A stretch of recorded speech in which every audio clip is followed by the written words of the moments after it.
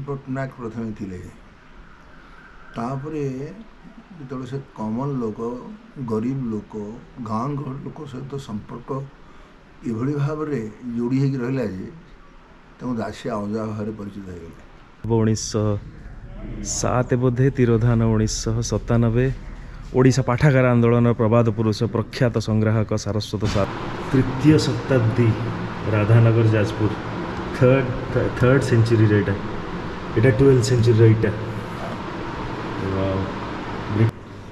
चमत्कार एटा होची परण बोमा जो पड़ता हिरोसीमा उपरे से जगार फोटोचित्र एवं से फरुआ भितर से जगार माटी अच्छी ओई फरुआ भितर माटी अच्छी तर स्वर्ण मुद्रा रानी विक्टोरिया समय चलुवा स्वर्ण मुद्रा ओइटा छुआ टुइटा जो हाँ एटा होची चंद्रपृष्ठर पत्थर एटा हां ए तीन पीस जाक अच्छी काच गिना भितर यूएस रो आसी हां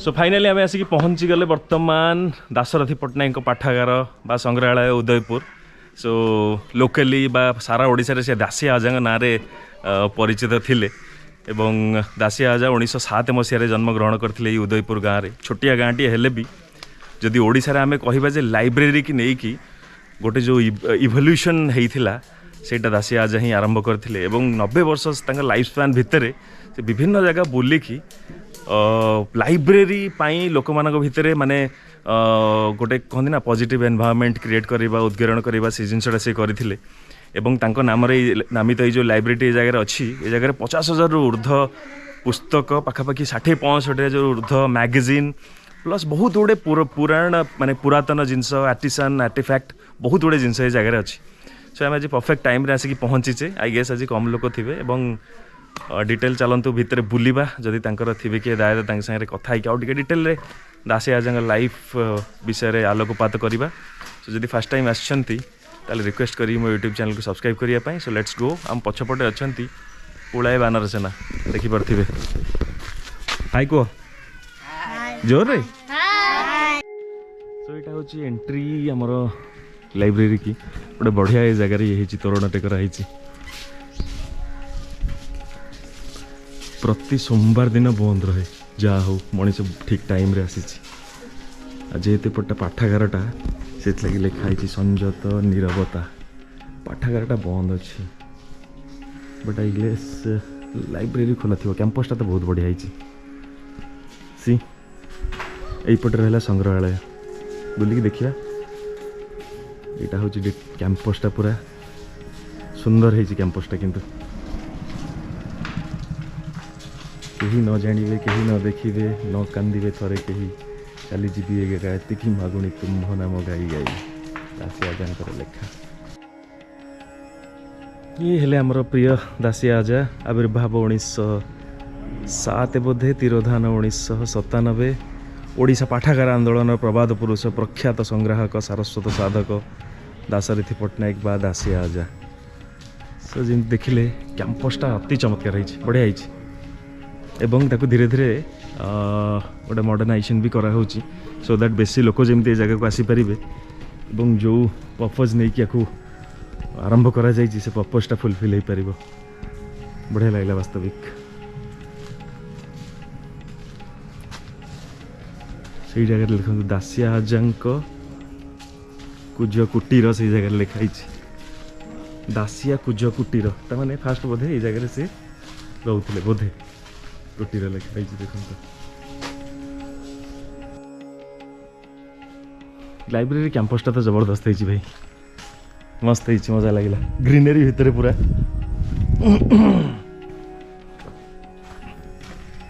वाह बढ़िया गार्डनटा है तार बैक साइड रे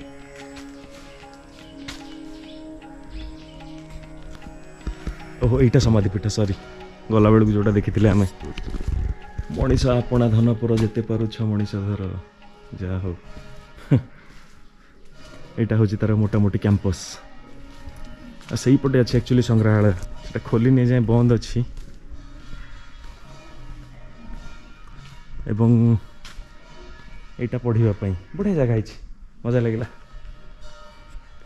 सो आज आउ किसी लोक भी आछंती भुवनेश्वर बोधे आई गेस सो से प्रिपेरेसन सब चली आम टे वेट करा पड़ो सो टे वेट कलापर सागर कथा भी हवा डिटेल रे बुलिकी भी टे देखा एवं दासिया जाकर जो जीवन थिला से जीवन उपर टिके आलोकपात करवा कहीं मन में एक्जाक्टली झुंक आसला एवं कौन तांको प्रेरित करथिला गोटे एभली पदक्षेप नापी जोटा जो विषय की कहीं भी चिंता करनथिले से जिनसा जानिया भारी इच्छा होची so please stay tuned keep watching टिके वेट करवा सो आम सांगे दीपक पट्टनायक महाशय अच्छा जे कि दासी आजांकर नाती सो तांको सांगे आज दासी आजा विषय टिके कथा हवा और जीवन विषय टिके आलोकपात करवा आज्ञा नमस्कार आम यूट्यूब चैनल को आपको स्वागत सो दासी आजा विषय दासी आजा तो संपूर्ण माने सबुआड़े परिचित घरे घरे परिचित कहले चले बट तांको जीवन विषय आमको टिके जानिया इंटरेस्ट थिला सो मोर प्रथम प्रश्न हो आपको जे दासी आजांकर हठात ये झुंक कहीं आसला मनरे जे गोटे लाइब्रेरी की नहीं आंदोलन हवा दरकार और लाइब्रेरी स्थापन हवा निहाती दरकार बोली देखंतु दासी आजा थिले ओडिशा पाठागार और संग्रहालय जो आंदोलन से मुख्य पुरोधा स्रष्टा एवं ओडिशार प्रख्यात संग्राहक एवं प्रसिद्ध सारस्वत साधक ओडिशा जनमानस दासी आजा रूप से समस्त निकट में खूब परिचित आपण देखिबा जे पाठागार और संग्रहालय गवेषणागार अभिलेखागार से तांकर जीवनर अपराह्न बयस आरंभ करथिले ही कार्यक्रम अच्छा दासी आजा कहूथिले जदि मनोबल दृढ़ अच्छी ताले जने युवक समय जी जहाँ कार्यक्रम करि पारिबो जने माने वृद्ध बयस जने वृद्ध मध्य से कार्यक्रम करि पारिबो आदिवासी जनजाति विभक्त कांड और स्वर बहुत बढ़िया भाव में एक्चुअली सजैक रखाई देखिपे पुंगा टाणुवा आदिवासी वृद्धा कागज निर्मित बाघ मुखा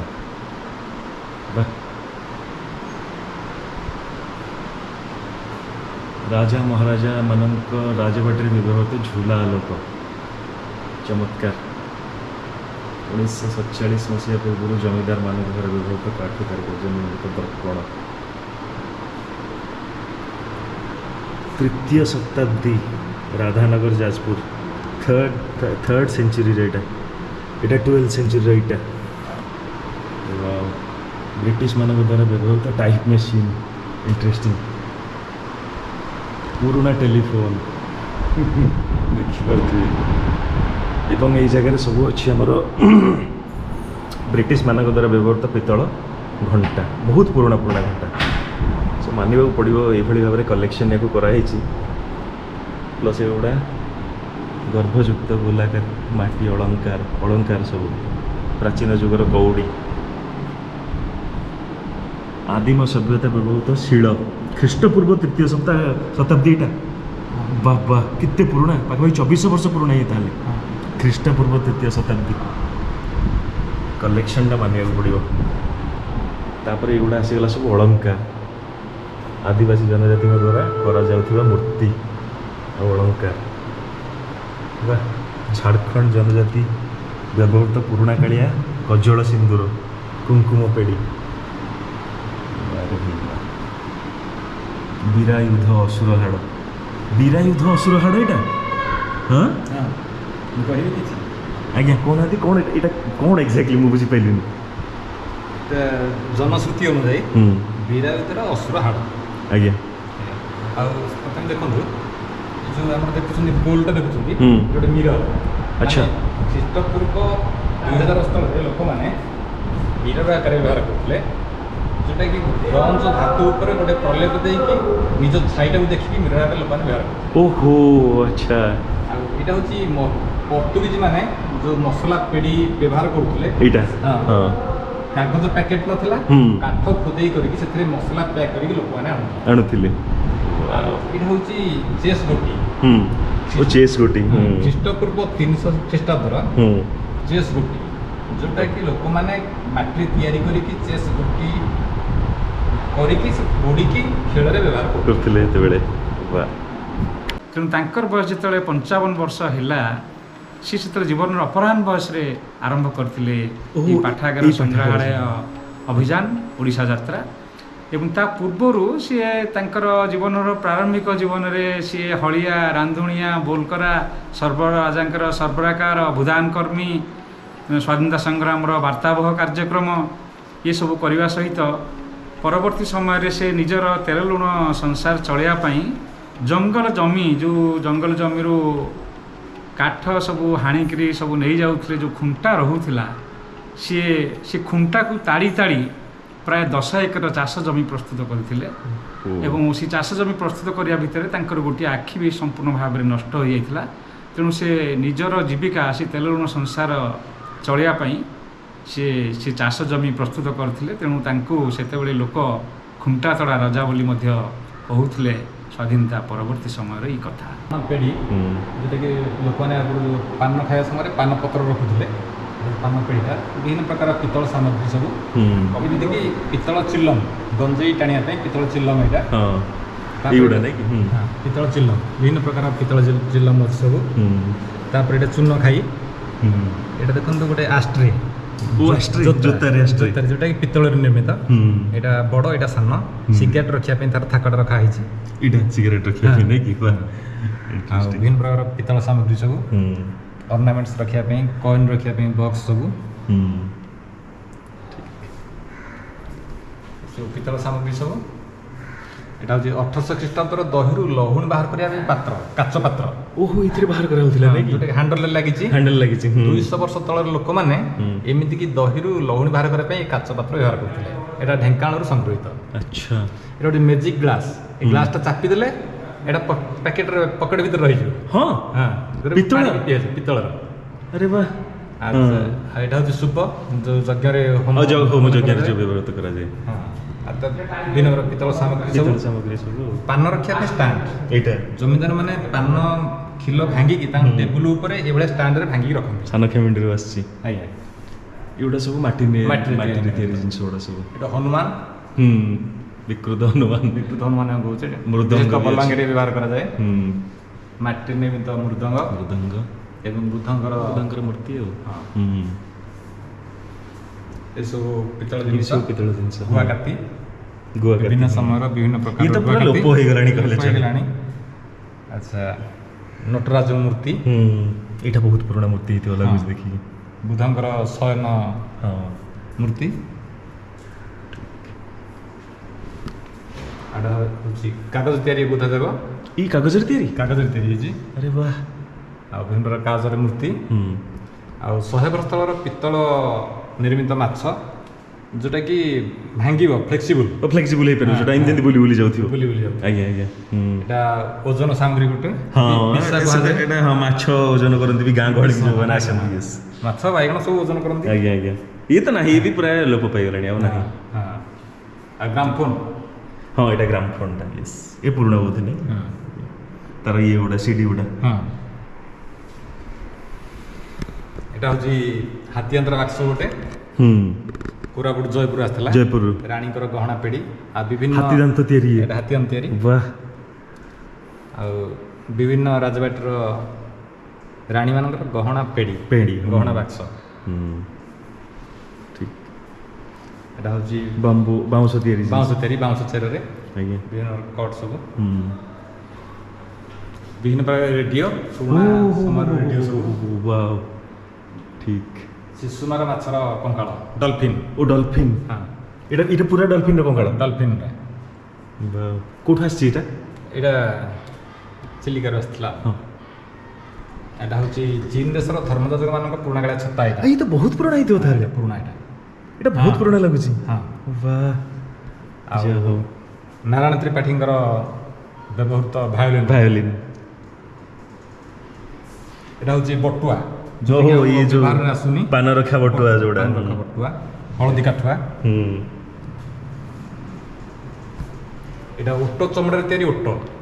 ଆଚ୍ଛା, ଓଟ ଚମଡ଼ାରେ ତିଆରି ଓଟ। ସିଂହ ଚମଡ଼ାରେ ନିର୍ମିତ ସିଂହ ଛୁଆ। ଏଇଟା ବାଘ ଚମଡ଼ାରେ ତିଆରି। ଏଇଟା ହେଉଛି ପଥର ପଦ୍ମକଢ଼ି। ପଥରରେ ତିଆରି। ପଦ୍ମକଢ଼ି। ଠିକ୍। ଚୀନ ଦେଶର କଣ୍ଢେଇ। ବିଭିନ୍ନ ତୀର୍ଥସ୍ଥାନର ମାଟି ପାଣି। ଏଇଟା ମାଟି ପାଣି ସବୁ। ତଳେ କିଛି ଦାନ୍ତ ଅଛି, କଙ୍କଡ଼ା ଖୋଳା କାରୁକାର୍ଯ୍ୟ, କଙ୍କଡ଼ା ଖୋଳ ଉପରେ କାରୁକାର୍ଯ୍ୟ ହେଇଛି। ଜିଙ୍କ କାଠି, କୋଚିଲା ଖାଇ ଥଣ୍ଟ, ହାତୀର ଦାନ୍ତ, କୁମ୍ଭୀର ଦାନ୍ତ, ବାରା ଦାନ୍ତ, ଚମତ୍କାର ଭାବରେ ତାକୁ ସଜେଇକି ରଖା ହେଇଛି, ସେଇଟା ବଢ଼ିଆ ଲାଗୁଛି ଦେଖିକି। ଏଇସବୁ ହେଉଛି ବାଉଁଶରେ କାରୁକାର୍ଯ୍ୟ ହେଇଛି ଜାହାଜଟି। ଆଜ୍ଞା ଏଇଟା ପୁରା ବାଉଁଶରେ? ଏଇଟା ସବୁଯାକ ବାଉଁଶରେ। ଆଉ ସବୁଯାକ ହେଉଛି ଗେଣ୍ଡା ଶାମୁକା। ଗେଣ୍ଡା ଦେଖନ୍ତୁ, ବଡ଼ ଗେଣ୍ଡା ଖୋଳପା। ଏଇଟା ହେଉଛି ସାମୁଦ୍ରିକ ନୀଳରକ୍ତ କଙ୍କଡ଼ା। ଓହୋ ଯୋଉଟାକୁ କୁହାଯାଏ ଜୀବନ୍ତ ଫସିଲ, ଲିଭିଂ ଫସିଲ କୁହାଯାଏ ସେଇଟା। ଆଉ ଏଇଟା ହେଉଛି ସାମୁଦ୍ରିକ ମାଛର ତା ମୁହଁ କଣ୍ଟାଟା ସ ଫିସ୍ର। ଏ ଭାଇ ସ ଫିସ୍ର ମୁହଁ କଣ୍ଟାଟା ଭୟଙ୍କର ହେଇଛି ପୁରା। ଆଉ ବିଭିନ୍ନ ଜୀବଜନ୍ତୁ ମାନଙ୍କର ରକ୍ତ ନମୁନା, ଜୀବଜନ୍ତୁ ମାନଙ୍କର କିଛି ଅଂଶ, କଇଁଚ ଖୋଳପା, ଆଉ ନଡ଼ିଆ କତାର ବିଭିନ୍ନ ପ୍ରକାର ହସ୍ତଶିଳ୍ପ ସବୁ। ହସ୍ତଶିଳ୍ପ ଗୁଡ଼ା ନଡ଼ିଆ କତାର, ଠିକ୍। ଆଉ ମହାପୁରୁଷ ମାନଙ୍କର କାଠ ଖୋଦେଇ ମୂର୍ତ୍ତି ସବୁ। କୋଉଠୁ ଆସିଛି ଏଗୁଡ଼ା ସବୁ? ସଂଗ୍ରହ ସଂଗ୍ରହ ହେଇଛି, ହେଇଛି, ପଟ୍ଟନାୟକ ସଂଗ୍ରହ କରିଛନ୍ତି। ଓହୋ ଠିକ୍। ଆଉ ବିଭିନ୍ନ ପ୍ରକାର ବଙ୍କୁଲି ବାଡ଼ି ମାନେ ବିଶିଷ୍ଟ ଲୋକମାନଙ୍କର ତାଙ୍କ ବ୍ୟବହୃତ ବଙ୍କୁଲି ବାଡ଼ି। ଧରନ୍ତୁ ଡକ୍ଟର ପ୍ରାଣକୃଷ୍ଣ ପରିଜା ଏଇଟା ବ୍ୟବହାର କରୁଥିଲେ। ପଣ୍ଡିତ ନୀଳକଣ୍ଠ ଦାସ ତାଙ୍କର ବି ଅଛି। ହଁ, ଏଇଭଳି ବ୍ୟକ୍ତି ବିଶେଷ ମାନଙ୍କର ବଙ୍କୁଲି ବାଡ଼ି, ପଟ୍ଟଚିତ୍ର ସବୁ। ପଟ୍ଟଚିତ୍ର ଏଇଟା ସବୁ ଇଏରେ ଆମର ଭିତରଟା ହେଉଛି କନା ନାଇଁ କି? ହଁ, କପଡ଼ାରେ। ଠିକ୍। ପଥର ମୂର୍ତ୍ତି ସବୁ। ନୂଆ ନା ପୁରୁଣା? ଏଇଟା ପୁରୁଣା ସବୁ ନାଇଁ କି? ପୁରୁଣା ସବୁ। ଏଇଟା ଦେଖୁନ ମୂର୍ତ୍ତି ଗୋଟେ ଦି ପାର୍ଶ୍ୱ ଗୋଟେ ପଥର କେମିତି ତିଆରି ହେଇଛି। ହଁ ଇଣ୍ଟରେଷ୍ଟିଂ। ପଥର ମୂର୍ତ୍ତି ସବୁ। ଏଗୁଡ଼ା କ'ଣ କହିଲେ? ହରିଣ ସିଂହ, ବିଭିନ୍ନ ପ୍ରକାର ସିଂହ ଆଉ ଚମଡ଼ା। ହରିଣ ସିଂହ, ଆଉ ହରିଣ ସିଂହ ନିର୍ମିତ କାରୁକାର୍ଯ୍ୟ ସବୁ। ଆଉ ବିଭିନ୍ନ ପ୍ରକାର ଚମଡ଼ା, ବାଘ ଚମଡ଼ା, କଲରାପତରିଆ, ଆଉ ହରିଣ, ଠେକୁଆ, ଭାଲୁ।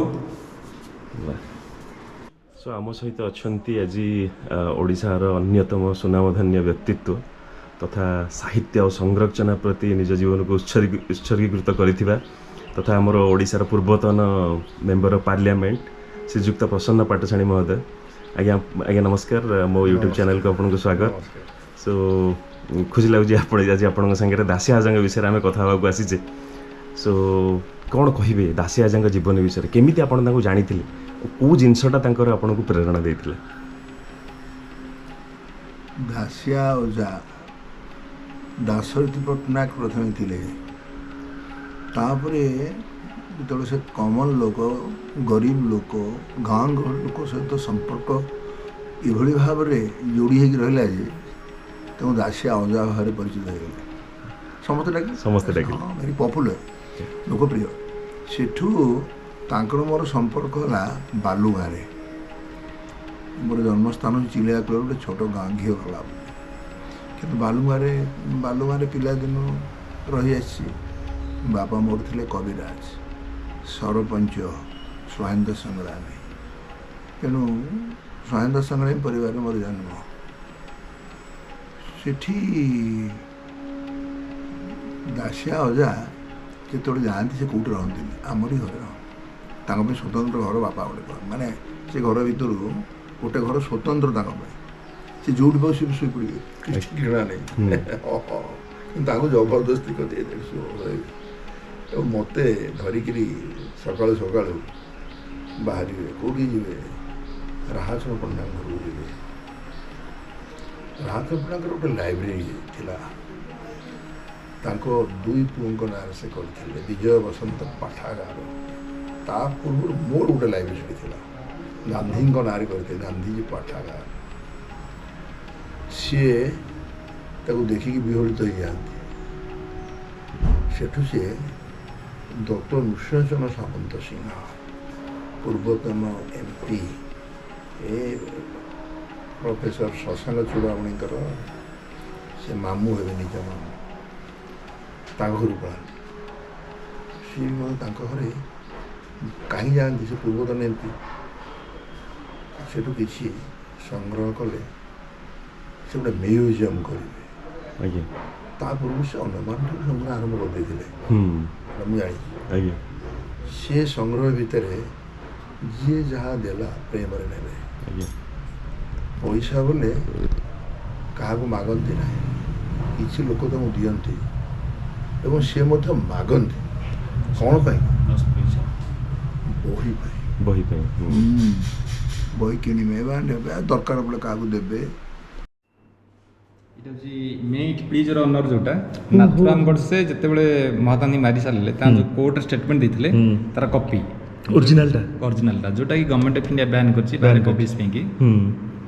ଆଉ ଏଇଟା ହେଉଛି ପଣ୍ଡିତ ନୀଳକଣ୍ଠ ଦାସ ନିଜ ହାତରେ ଗୋଟେ ମ୍ୟାପ୍ ତିଆରି କରିଥିଲେ ଏଇଟା 1920 ମସିହାରେ 100 ବର୍ଷ ତଳେ। ଯେଉଁ ମ୍ୟାପ୍ କି ବିହାର ଓଡ଼ିଶା କମ୍ବାଇନ୍ ଥିଲା ତାଙ୍କ ଆସେମ୍ବଲିରେ ଦେଇଥିଲେ। ଯେଉଁ ମ୍ୟାପ୍ଟା ତିଆରି କରିଥିଲେ ଯେ ଏଇ ଫ୍ଲଡ୍ ଆଫେକ୍ଟେଡ୍ ଏରିଆକୁ ନେଇକି ଏଇଠି ରିଲିଫ୍ ଦିଆଯାଉ। ଓ ହାତରେ ତିଆରି ନିଜ ହାତରେ ତିଆରି କରିଥିଲେ। ଚମତ୍କାର। ଏଇଟା ହେଉଛି ପରଣ ବୋମା ଯେଉଁଠି ପଡ଼ିଥିଲା ହିରୋସୀମା ଉପରେ ସେଇ ଜାଗାର ଫଟୋ ଚିତ୍ର ଏବଂ ସେ ଫରୁଆ ଭିତରେ ସେଇ ଜାଗାର ମାଟି ଅଛି। ওই ফরুয়া ভিতরে মাটি আছে তার ହିରୋସୀମାର ମାଟି। ସ୍ୱର୍ଣ୍ଣ ମୁଦ୍ରା ରାଣୀ ଭିକ୍ଟୋରିଆ ସମୟରେ ଚଳୁଥିବା ସ୍ୱର୍ଣ୍ଣ ମୁଦ୍ରା ওইটা টুইটা যো ହଁ ଆଉ পশাকাঠি ଅସୁରଗଡ଼ରୁ ମିଳିଥିବା ବିଭିନ୍ନ ପ୍ରକାର ଅସ୍ତ୍ରଶସ୍ତ୍ର, ପଶାକାଠି, ହାତୀୟନ୍ତ ନିର୍ମିତ ପଶାକାଠି। ওইটা বর্লিন প্রাচীরর ବର୍ଲିନ ପ୍ରାଚୀରର ভଗ୍ନାବଶେଷ ନାଇଁ ଭଗ୍ନାବଶେଷ। ବର୍ଲିନ ୱାଲ ଯେତେବେଳେ ଭଙ୍ଗା ହେଇଥିଲା ପଠାଣି ସାମନ୍ତଙ୍କ ଜିନିଷ ବି ପଠାଣି ସାମନ୍ତ ବ୍ୟବହୃତ ବାଘ କୋଟ୍ ଏଇଟା? ତ କୋଟ୍ ଏଇଟା ଯଦୁମଣିଙ୍କର କାନଫୁଲ ଆଉ ମାଳି। କାନଫୁଲ ଆଉ ମାଳି। କାନଫୁଲଟା ହାତୀ ଦାନ୍ତରେ ତିଆରି। ହଁ ଏଇ କାନ ଫୁଲଟା ହଁ ହାତୀ ଦାନ୍ତରେ ତିଆରି। ସେ ନିଜେ ଖୋଦେଇ କରିକି ନିଜେ ବ୍ୟବହାର କରୁଥିଲେ। Minerals of Canada. ଏଇଟା ହେଉଛି ଡିଆସିଲ୍ଟା ୟୁକ୍ରେନର ଡିଆସିଲ୍। ୟୁକ୍ରେନ କାଇଭ୍ ଲେଖା ହେଇଛି କାଇଭ୍ ୟୁକ୍ରେନ। ଏଇଟା ହେଉଛି ଚନ୍ଦ୍ରପୃଷ୍ଠର ପଥର। ଏଇଟା ହଁ ଏ ତିନି ପିସ୍ ଯାକ ଅଛି କାଚ ଗିନା ଭିତରେ। ୟୁଏସ୍ ରୁ ଆସିଛି। ହଁ ଚନ୍ଦ୍ରପୃଷ୍ଠର ପଥର। ଯାହା ହଉ ଏଇଟା ହେଉଛି ଫିଲିପାଇନ୍ସର ବେତକୋଳି। ବେତକୋଳି ଫିଲିପିନ୍ସର। ସିଗାରେଟ୍ ପେଡ଼ି, ନ୍ୟୁୟର୍କ ଏମ୍ପାୟାର ଷ୍ଟେଟ୍ ବିଲ୍ଡିଂର ସ୍ମୃତି ପଦକ, ଭାରତୀୟ ସେନାର ପୁରୁଣା ପଦକ, ବହୁତ ଗୁଡ଼ିଏ ଜିନିଷ ଏଥିରେ କଲେକ୍ଟ ହେଇକି ରଖାଯାଇଛି ଆକ୍ଚୁଆଲି। ସବୁ ବିଭିନ୍ନ କଣ୍ଟ୍ରିର ନୋଟ୍ ସବୁ। ଏଇଟା $1, ଏଇଟା $5। ପ୍ରାୟ 150 କଣ୍ଟ୍ରିର 150 କଣ୍ଟ୍ରିର ଅଛି ଏଇ ଜାଗାରେ। ହଁ ବାହ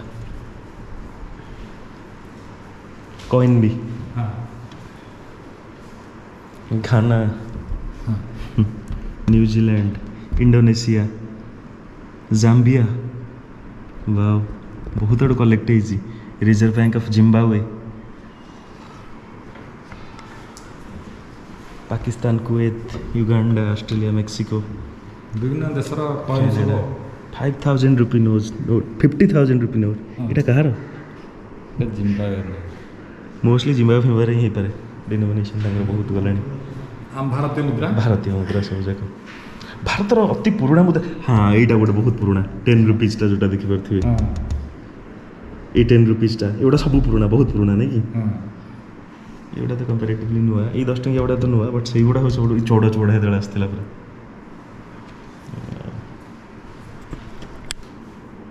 এই ପୁଥିଟି ହେଉଛି 100 ବର୍ଷ ତଳର। 1926ରେ ଯେତେବେଳେ ଗଭର୍ଣ୍ଣର ଆସିଥିଲେ, କଟକ ଆସିଥିଲେ, ତାଙ୍କୁ ଗୋଟେ ମେମୋରାଣ୍ଡମ୍ ଦିଆଯାଇଥିଲା।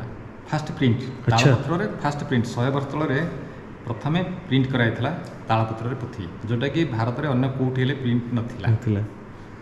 ଏବଂ ଏଇଟା ହେଉଛି ଲଳିତ ବିସ୍ତର ଗ୍ରନ୍ଥର କିଛି ଅଂଶ, ବୌଦ୍ଧ ଶାସ୍ତ୍ରର କିଛି ଅଂଶ ତାମିଲ ଭାଷାରେ ଲେଖା ହେଇଛି। ତାମିଲ ଭାଷାରେ।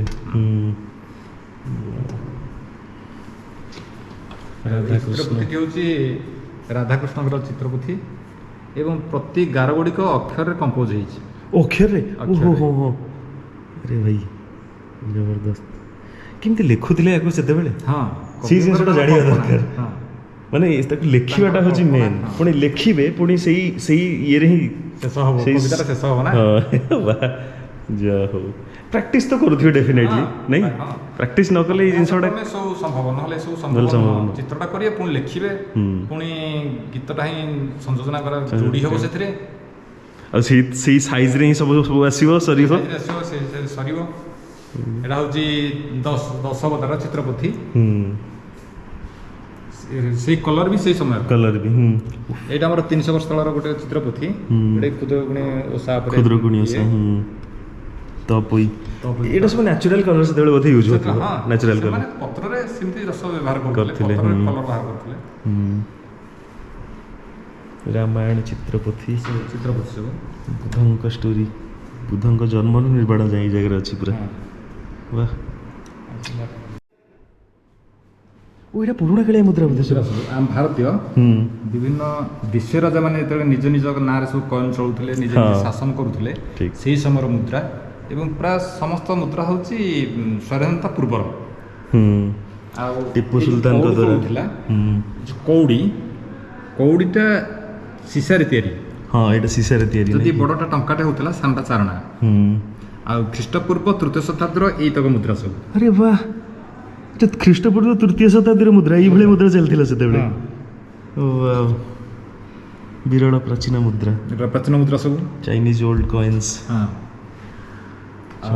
ଏଇଟା ହେଉଛି ବିଭିନ୍ନ foreign foreign coins Lithuania Malaysia Russia USSR ବି ଅଛି Yugoslavia France Sweden Egypt Taiwan Poland Bahrain Ukraine Belarus Turkey ନୋଟଟା ବି ଗଦା ଅଛି ବହୁତ ଜାଗାରୁ କଲେକ୍ସନ୍ ହେଇଛି ଆଜ୍ଞା ନାଇଁ କି ଏଇଟା ହେଉଛି ମାଲେସିଆ ଠିକ୍ ରିଙ୍ଗିଟ୍ ଆଜ୍ଞା ଦେଖନ୍ତୁ ପ୍ରାକୃତିକ ହୀରା ଖୋଳପା ଏଇଟା ହଁ ଏଇଟା ପ୍ରକୃତି ଦତ୍ତ ଆଉ ଏଇଟା ହେଉଛି 1924 ମସିହାରେ ଦିଗର୍ଣ୍ଣ କମ୍ପାସ ବା ଯନ୍ତ୍ର ଏଇଟା ହେଉଛି ମହେନ୍ଦ୍ର ହରପାର ସଭ୍ୟତାରୁ ମିଳିଥିବା ଅଳଙ୍କାର ପତ୍ର ଏଇଟା ହଁ ମାଟିରେ ପ୍ରଥମେ ସେ ଅଳଙ୍କାର ତିଆରି କରୁଥିଲେ ପୋଡୁଥିଲେ ତାପରେ ବ୍ୟବହାର କରୁଥିଲେ ପାଖାପାଖି 4600 ବର୍ଷ ପୁରୁଣା ଜିନିଷ ଇଏ ନାଇଁ ଆଗ୍ନେୟଗିରି ଉଦ୍ଗୀର୍ଣ୍ଣ ଲାଭା ଚୂର୍ଣ୍ଣ ଏଇ ଗିରି ଭିତରେ ଅଛି ଏଇଟା ଏଇଟା ହେଉଛି ଫସିଲଟା ଜୀବାଶ୍ମ ଡାଇନୋସର ଫସିଲ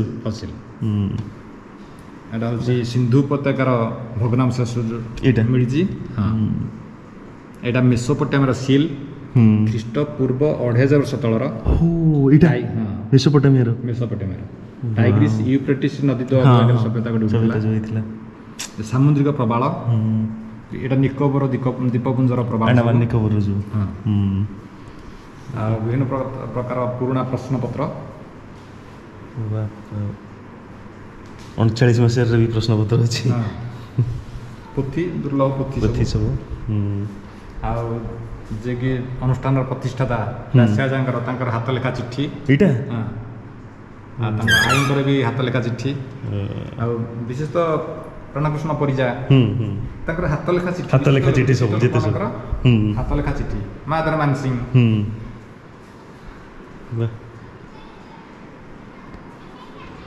ଇବି ସେଇଆ ହାତ ଲେଖା ଚିଠି ସବୁ ଚିଠି ଆଉ ଓଡ଼ିଶାର ପୂର୍ବତନ ରାଜ୍ୟପାଳ ବିଶ୍ୱନାଥ ପାଣ୍ଡେ ଓ ସହଧର୍ମିଣୀ ଶାନ୍ତା ପାଣ୍ଡେ ଦାସୀ ଆଜାଙ୍କୁ ଲେଖିଥିଲେ ହଁ ଓଡ଼ିଆ ପୁନର୍ଜନ ଭାଷାକୋଷର ପ୍ରତିଷ୍ଠାତା ଯିଏକି ଗୋପାଳଚନ୍ଦ୍ର ପରାଜ ତାଙ୍କ ହ୍ୟାଣ୍ଡରାଇଟିଂ ଚକ୍ରଧର ମହାପାତ୍ର ତାଙ୍କ ହ୍ୟାଣ୍ଡରାଇଟିଂ କୁନ୍ତଳା କୁମାରୀ ସାବତ ବି ଲେଖିଥିଲେ 1928 ମସିହାରେ ଏମିତି ଯାହା ହଉ ଲକ୍ଷ୍ମୀନାରାୟଣ ସାହୁ ପଦ୍ମଶ୍ରୀ ଯେ ପାଇଥିଲେ ଆଜ୍ଞା 1934 ମସିହାରେ ପଣ୍ଡିତ ନୀଳକଣ୍ଠ ଦାସଙ୍କର ବି अरे भाई जाओ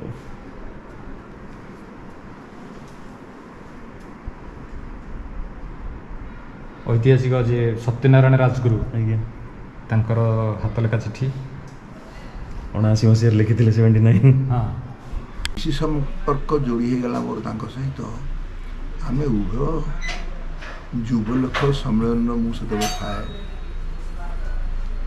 ସିଏ ଏମିତି କେଉଁ ସମ୍ମିଳନୀ ନାହିଁ ଯୋଉଠି ନ ଯାଇଛନ୍ତି ଓଡ଼ିଶାରେ ତେଣୁ ଆମେ ବୁଲିଲୁ ଚାରିଆଡ଼େ ଗୋଟେ ଝୁଲାମୁଣି ଖୋର୍ଦ୍ଧାର ଲୁଙ୍ଗି ଗାମୁଛା ମଥାରେ ଭିଡ଼ା ହେଇଥିବ ଠେକା ତା ସହିତ ଗୋଟେ ଠେଙ୍ଗା ଆଉ କିଛି ନଥିବ ଏତିକି ଧରିକି ଚାଲିବେ ଏତିକି ଧରି ଚାଲିବେ ସେ କାହାକୁ ଖାଦ୍ୟ ମାଗନ୍ତି ନାହିଁ କେବେ ଖାଇବା ପାଇଁ ମଧ୍ୟ ସେ ନିଜେ ସେଥିରେ ରଖିଥିବେ ଝୁଲାମୁଣିରେ ହଁ ରୁଟି ଚୁଡ଼ା ଆଉ ଗୋଟେ କ'ଣ ଗୁଡ଼ ରୁଟି ଚୁଡ଼ା ଗୁଡ଼ ମୁଢ଼ି ଏଇଟା ଥିବ କ'ଣ ଭୋକ ହେଲା ତ ତୁ ଖାଇଦିଅନ୍ତି ଆଉ ମାନେ କାହାକୁ ଗୋଟେ ମାଗିବା କିଏ ଦେଲା କି ନଦେଲା କାହାକୁ ସେ ଅପେକ୍ଷା କରନ୍ତି ନାହିଁ ଅସାଧାରଣ ବ୍ୟକ୍ତିତ୍ୱ କିନ୍ତୁ ସାଧାରଣ ଜୀବନ ଗୋଟେ ସାଧାରଣ ଜୀବନରୁ ଲୋକଟା ଏତେ ମହାନ ହେଇଗଲା କ'ଣ ପାଇଁ ସେଇଟା ସମସ୍ତେ ବୁଝିବା ଦରକାର, ଶିଖିବା ଦରକାର। ସୋ ଦର୍ଶକ ବନ୍ଧୁ ପୁରା ବହୁତ ଭଲରେ ବୁଲାଟା ହେଉଛି, ତେଣୁ ୟାକୁ ଯୋଡ଼ାଏ ପାର୍ଟରେ ଆଣିବା ପାଇଁ ଆମେ ନିଷ୍ପତ୍ତି ନେଇଛେ। ତେଣୁ ପାର୍ଟ 1ଟା ଏଇଠି ରହିଲା, ପାର୍ଟ 2ଟାରେ ବି ଆପଣ ଡେଫିନେଟଲି ଦେଖିବେ। Please stay tune. ବହୁତ ହି ବଢ଼ିଆ ବଢ଼ିଆ ଆଗକୁ ଅଛି ମାନେ ଦେଖିବା ପାଇଁ କଲେକ୍ସନ୍, ଯେଉଁଟାକି ଆମେ ମହାସଂଘ ସାଙ୍ଗରେ ବୁଲିକି ଦେଖିବା। So please stay tune for part 2।